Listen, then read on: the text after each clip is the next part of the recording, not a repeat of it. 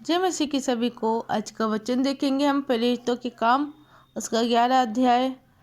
पतरस द्वारा अपने कार्य का स्पष्टीकरण।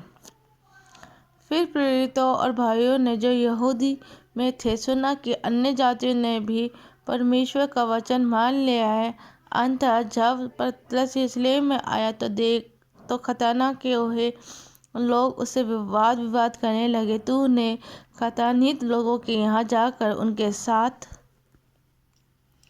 खाया। तब पतरस ने उन्हें आराम से क्रम अनुसार कहा सुनाया।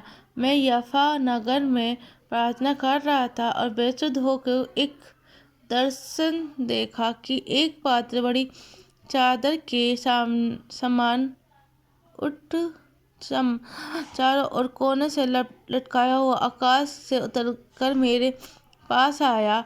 जब मैंने उस पर ध्यान किया तो उसमें पृथ्वी की चौड़ाई, वन पशु और रेंगने वाले जंतु और आकाश के पंछी देखे और ये सब भी सुना।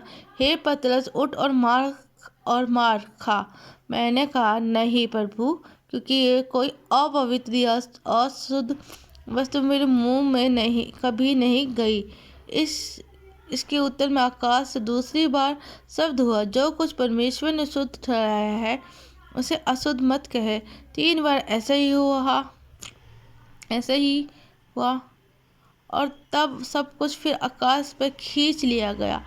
और देखो, तुरंत 3 मनुष्य जो कैसरिया से मेरे पास भेजे गए थे उस घर पर जिसमें हम थे आ खड़े हुए। तब आत्मा ने मुझसे उनके साथ निक्स को हो लेने को कहा और ये 6 भाई भी मेरे साथ हो लिए और हम उस मनुष्य के घर गए। उसने हमें बताया कि उसने एक स्वर्गदूत को अपने घर में खड़ा देखा जिसने उससे कहा, याफा में मनुष्य भेजकर शमौन को, जो पतरस कहलाता है, बुला ले।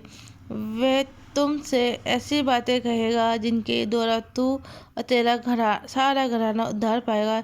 जब मैं बात करने लगा तो पवित्र आत्मा उन पर उसी रीति से उतरा जिस रीति से आरंभ में हम पर उतरा था।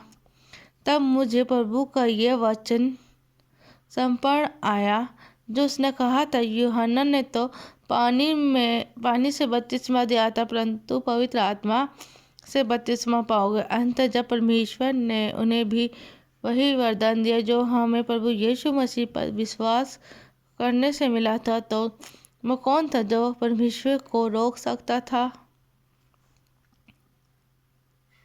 ये सुनकर वो चुप रहे और परमेश्वर की बढ़ाई करके कहने लगे, तब तो परमेश्वर ने अन्य जाति को भी जीवन के लिए मन का वरदान दिया है। आमीन। Praise the Lord.